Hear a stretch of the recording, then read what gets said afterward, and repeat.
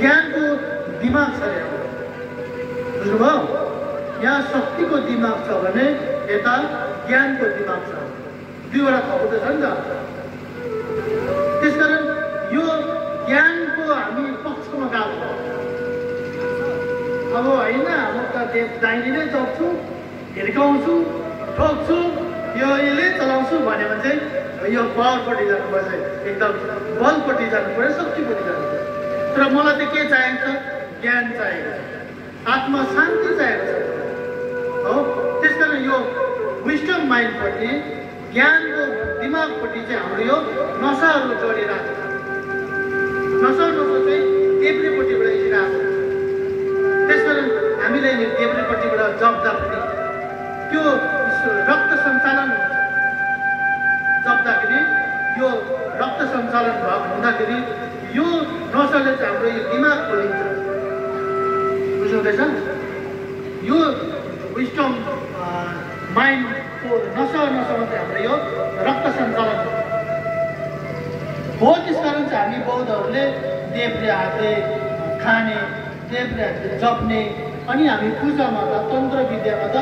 अझै यो देब्रे हातको पनि यो साइली औँलोको धेरै महत्त्व छ साइली औँलो हामी पूजा गर्दाखेरि पञ्चमृतहरू चढाउँदाखेरि यो साइली औँली नै चढाउँछ पाँचवटा औँलीमा पनि साइली औँलोमा चाहिँ हाम्रो यो नसा जोडेको छ त्यसकारण हामीलाई यो देब्रे हात त मैला हात हो भन्छ नि हामीले मैला हात हो यो गर्नु नहुने कुरो हो कहाँ चोखो कुरो हामीले पिउने भन्छौँ तर मैला त बाहिर धुँदा गइहाल्छ भित्रीको मैला चाहिँ खाने कोसिस गर्नु पर्यो भित्रीको मैला चाहिँ केले जान्छ भने बुद्धिले ज्ञानले जान्छ त्यसकारण हामी बौद्धहरूले देब्रे हातले जपेको बुझ्नुभयो अब चाहिँ बुझ्नुभएको होइन हो त्यो विस्डम माइन्ड त्यतापट्टि दिमागको बुद्धिले हामी त्यसकारण हामी देब्रे हात चलाउँछौँ त्यसकारण हामीले माला जप्दाखेरि देब्रे हातले जप्नुहोस् भन्ने म तपाईँलाई जनाउन चाहन्छु अनि वाङ गर्दाखेरि हामी देख्छौँ अहिले पनि देब्रे हातले ठिक हाल्नै पर्छ भन्यो त भोलि वाङ गर्ने बेलामा दाहिने पनि दिन्छ देब्रे पनि दिन्छ दुईटै दिन्छ भुलिएको हुन्छ हामीलाई बानी लागेको हुँदैन त हामी बौद्धहरूको गुम्बातिर वाङको थाप्दाखेरि देब्रे हात दिनेछ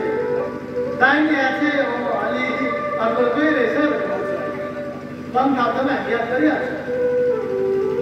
त्यसकारण देब्रे हातले हामी जप्ने गर्छौँ बुझ्नुभयो मालाहरू जप्दा त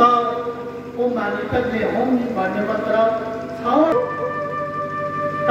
ओम मानि पेमे होम भन्ने मन्त्र पनि तीन प्रकारका हामी झन्तर परम्परामा पाउँछौँ एक ठाउँमा ओम मानि पेमे होम 6वटा मात्रै हुन्छ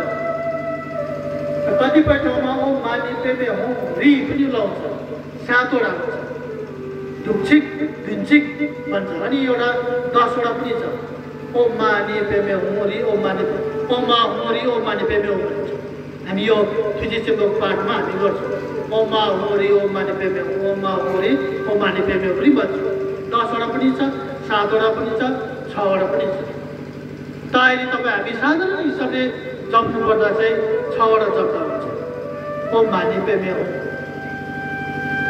तब यसको धेरै अर्थहरू हामीले पाउँछौँ हुँदै नेपालीपट्टि हामीले अर्थ पनि पढ्ने कोसिस गर्नुपर्छ